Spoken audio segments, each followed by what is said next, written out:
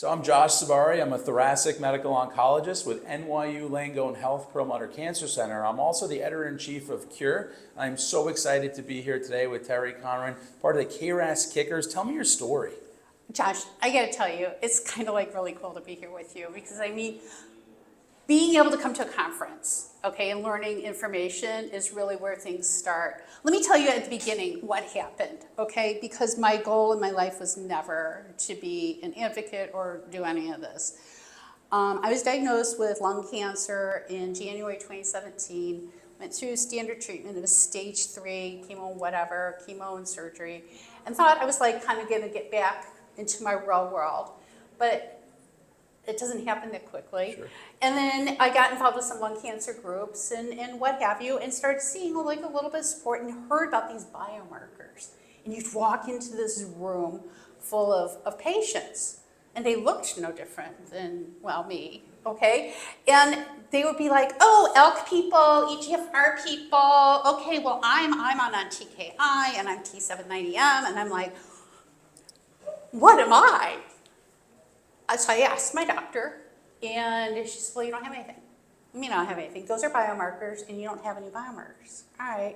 Well, I stayed involved in a little bit of advocacy, kind of started getting my feet wet and stayed in the lung cancer realm. And quite commonly, most people are don't have a biomarker, don't have anything actionable, but they don't really have any sort of place. And so I was kind of, honestly, kind of like losing momentum around it.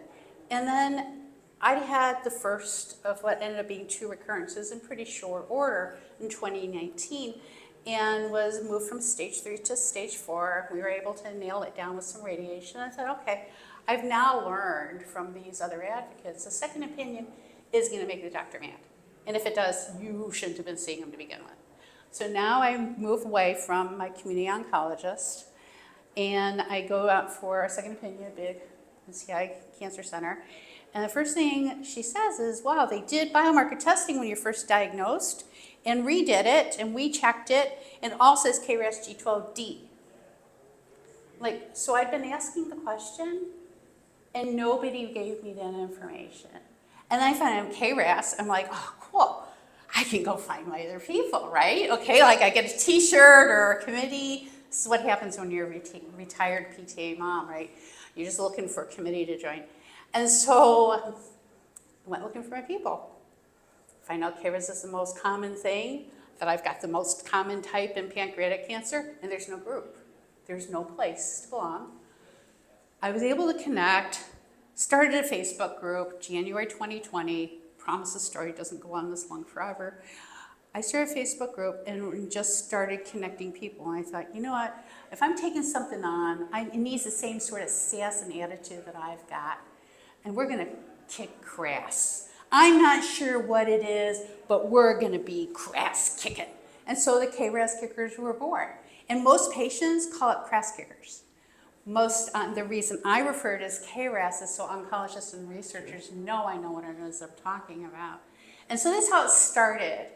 It evolved into something I had no idea from the beginning, but that's what started the momentum. And now, fast forward 5 years, 117 different countries. We have a reach beyond 10,000 people. I do a video, there's like maybe 17,000, 20,000 people that have watch a view, okay? And so there is an impact. And people are starting to know. And it's not just having what KRAS is, it's what it is. It's G12C, it's G12D, it's G12A. Is it wild type, is it not? KRASKickers is pan-tumor, and so we're one of the few groups that represents all cancers, because if you're starting the molecular part of it and you're coming up, and KRAS is the most common cancer and the 3 deadliest cancers, we have something in common. And so actually that's how we ended up with the KRASKicker socks. The socks represent patients walking side by side. We're the soul and the journey. And as the soul, we need to be surrounded by the people, the support. And how we're doing that is each color on here represents the most common places you find KRAS cancers. And that happens to be white's lung, blue is colorectal, purple's pancreatic, gray is not just the brain, but all the very many rare cancers. and it says Kick the Cancer's KRAS. And how we do this is we want people walking side by side. You'll get some. Side by side in the journey, because nobody's here to walk alone. And we're not necessarily focused on funding for the tomorrows. Very important. That's not our focus. We're not necessarily caring about focusing on scanning and getting people scanned. That's important. Our focus is right here, right now, where a patient's standing and what they need. And if they're looking for understanding, they're looking for hugs and a hanky, or if they're looking for clinical trials. And that's really where we help them the most. Terri, your story is so powerful, and thank you. And it's so amazing what you're doing in the field. And you mentioned KRAS is quite common, occurs in lung cancer and colon cancer and pancreatic cancer.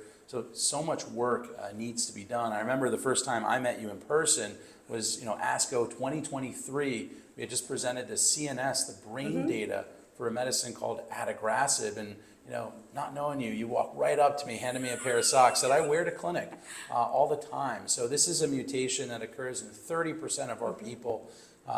Thank you for everything that you do. Your work is so powerful.